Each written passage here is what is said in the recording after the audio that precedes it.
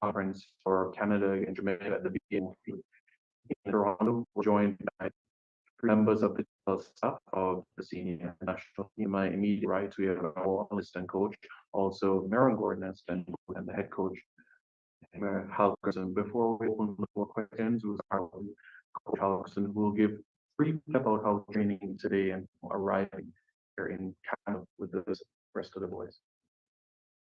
Yeah, we reached here late last night. It was a long journey from Big Bay. We started the journey in Jamaica. I think it was about 14 hours for us to get to our hotel yesterday. So considering that, and it was a must say, plus two, considering that the training morning was quite clean. Everybody learned and took part in training with good tempo. I felt there was a good atmosphere within the squad. So yeah, we were kind of pleasantly surprised with the attitude of players and how fresh they were after a long journey. So it went well. Okay. All right. Well, we use this opportunity now to open the floor questions. Please raise your hand and you may have your question to our technical assistant coaches, Wall and Gordon, our head coach, help us. So you may open and raise your hand. All right, let's start with Ron Crown. Good afternoon to you, sir. You may unmute.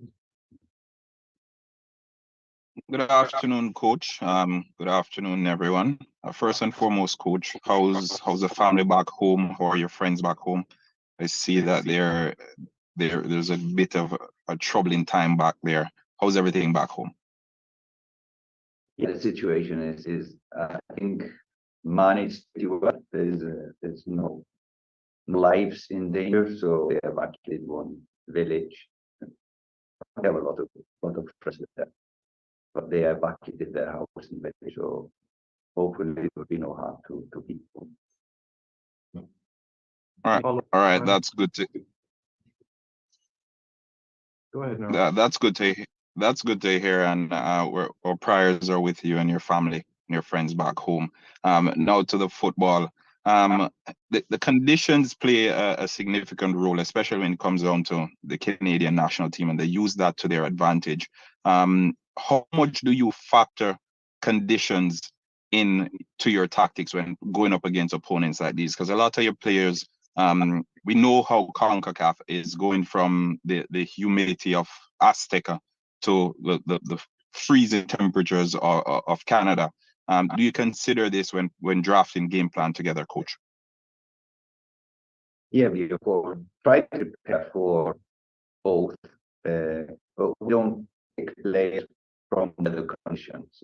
It's quality of the player in itself, and it's the character of the player in itself. If you've got good character, you can play in whatever weather. But of course, we plan for this. If you saw a game in Kingston, it was a very slow tempo game because of the heat and humidity, and because we needed to stay a long time the day before in the dressing room, like 4 hours in the stadium, waiting for decision to play it. So the preparation and kickoff in the morning heat was kind of bound to be a slow tempo match.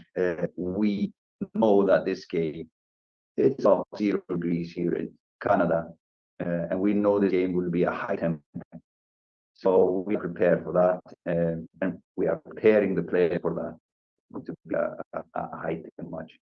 And yeah, like I said in the introduction, we were quite surprised and happy how fresh and the players were this morning. So I think, considering everything, we are in a good moment.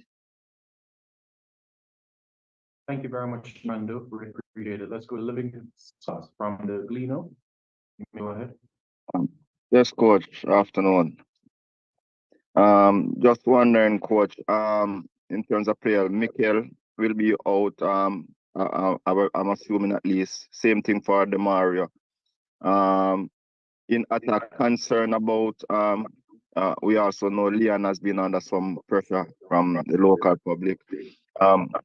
Any concern about the attack going into tomorrow's game? No, not concerned. No, we always expect of players to get their best. Sometimes I don't think any player one player. But sometimes in the pressure of work to be good. Sometimes not bad. But yes, check out. I heard the name. I don't know what you're talking about. But it is of Fuji, and the Mariah who came in, and we also have young Beck who came in. So yeah, we're quite comfortable with the squad going into tomorrow's game.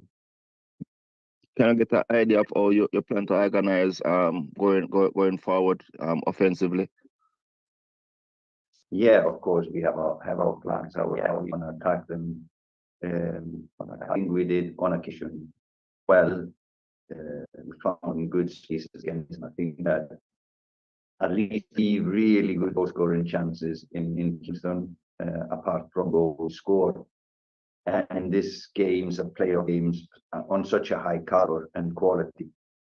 So you cannot expect to have 10 goals per chance. We have to be a little bit more clinical finishing our goal scoring. As we need to go, know that we need to go, so we need to be brave, but we also need to be smart when going forward. And consider all our dynamics, coach. You definitely think it is in our capacity to turn this around and get the result that we really want. No doubt in mind, no doubt at all in mind. Thank you very much, Livingston. I appreciate it. Let's now go on to Tyrone Bliss. You may unmute.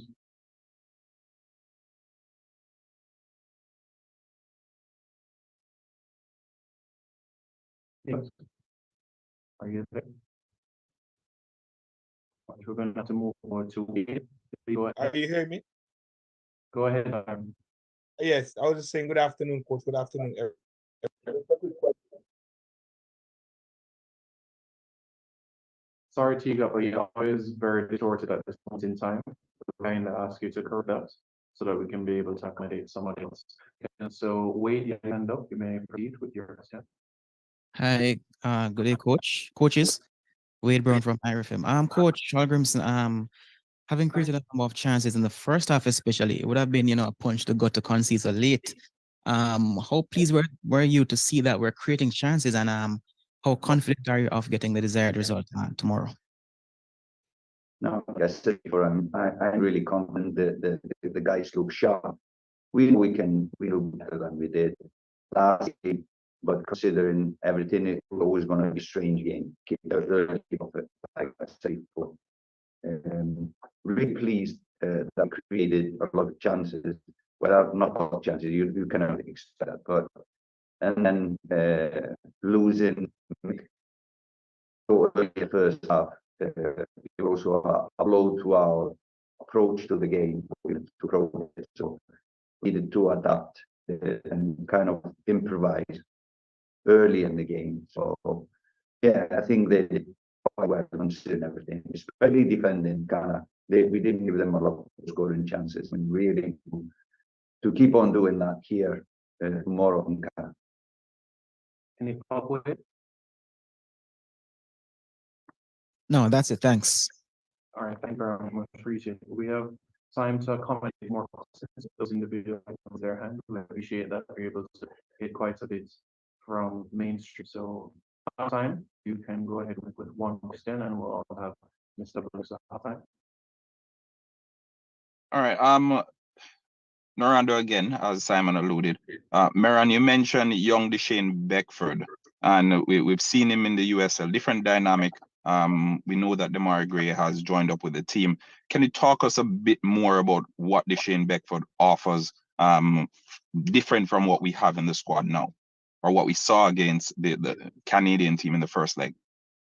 First of all, I think he came in the squad. I think coaching staff, like we saw and we just choose to include him in the squad. A different dynamic team. Is very quick, very nippy, and if you get a chance, I think you do well. But for now, we will talk about general things about the team and give not much technical stuff about our team because we want the best result tomorrow. Thank you for joining Mr. Blake, and we all have Coach Wall with us here as well. If anyone would have a question as well, if you can unmute, proceed. Good afternoon, coach, and coaching staff, and the host. I have a question, coach. They may have been asked before. I just joined, so forgive me if it has been asked before.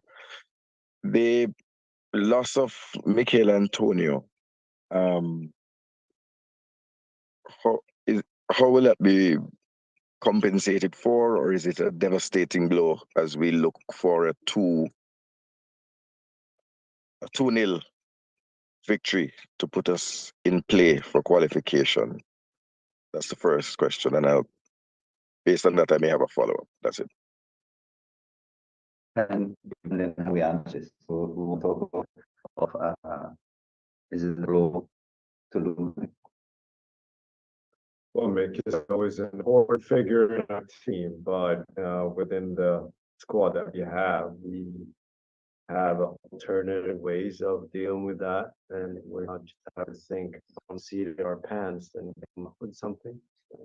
So it's more adapt to that, and the fact that we got pluses on other stuff, so it means a different type of dynamic than having Mick on the pitch, which I think we can adapt to. I think all teams would miss Michael Antonio, without a doubt. But there's also an advantage that they will not know is coming. We'll use a different kind of player, or we'll use a similar kind of player. So I think it can give us an advantage. Every team, every national team would miss a player like Michael Antonio. And with that being said, just a quick follow-up, coach. The replacement option that you went with to have both Shamar Nicholson and Travante up front, were you happy with the results that yielded, and is that a possible solution? And at the back, are you seeking to tidy up on some of the individual mistakes or missteps that we saw in the center of the back line? Actually, I would start with the defensive. Actually, I would disagree with you. I think we did well at the back against Canada. In this heat, you lose at some point focus, and we did that maybe 4 or 5 times in the game. And it was a different person, not unexpected that sometimes you will open again, especially when it goes to the end of it. But we've talked about those things that we want to correct at the back, and it's not about personal, it's just checking up some tactical things. What was the beginning? Yeah. No, we were talking this morning about, and after the game, we were talking about our changes. At this stage, early on in the first half, we weren't quite good. At the time, Mick went off, so we opted to go for a like player at this stage to continue. Not the same, we would win things the first 20 minutes. Is it the correct? Like when our coach takes a decision to make a change early in the game, and that was our thought. Let's go like. And Trivante is he's a really good, powerful striker who can run in behind, etc. But again, he hasn't played many games at this level, so yeah, it was a chance to.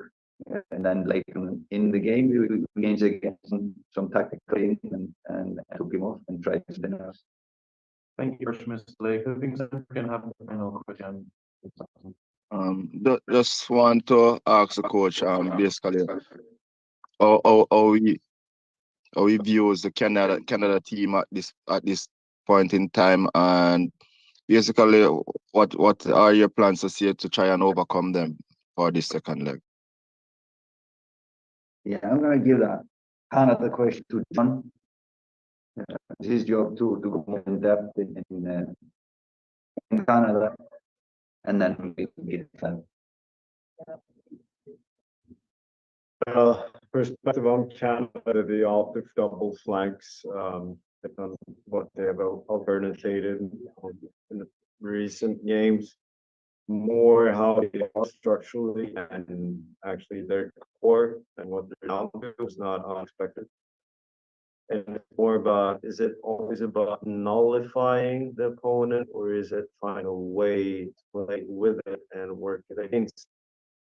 It's almost that kind of thing we have. But overall, how we executed the game plan and we were in game one, we're overall pretty pleased. But going into, there are things to be connected with more and like take advantage of in an even better way in this upcoming game, of course. So for me, I look forward to that and how we can make win not just the expected goal, but actually win in terms of actual goals too. Yeah, they would probably be pretty confident with a 2-1 advantage against us, going to the home field, be mobile, had in celebration case, so they don't lose a lot of games, so they are probably pretty confident. I would say just to overcome them is number one, not concede. They are a really good transition team, probably one best here in CONCACAF in transition. So we have to work to be open when we lose possession, finish our attacks. We need to deny them of space and ability to go fast and attack fast. And these creative players we need to be aware not to lose our tours when we want them. I think we did that pretty good. Aaron, anything supplements or coaches? I think all in all, I think we had a very tactical game the last time. Technical mistakes cost us the game. But I think the boys, was really present in terms of what they want this line, and this is very good. Team card was good. Team spirit was good. Intensity of the training was very good. They look focused. They look happy together. And I think we're just making a very couple team in the near future. Thank you very much. Yeah, I was just gonna ask that in American. As I mentioned earlier, Leon has been facing some pressure in the public space. How your team coping now and looking forward to the game? As a professional, and every player in high level in the world at some point will face pressure. And we don't really do that in training, we don't see that in meetings. I understand that might be fine is over the back because that player really wants to go and do well for the country. But it's, sometimes it's just tough, toughest level. But Leon is good. I really can't understand the criticism he is getting. He's one of the highest profile players in Jamaica. He's coming for very much, doing his job for his country. He's probably one of our most creative players. And yeah, he's given everything he can, but he's in a lot of, I just don't understand the criticism he is. He needs to listen to when he is coming here every match, give everything he can. So support these players. They are trying their best.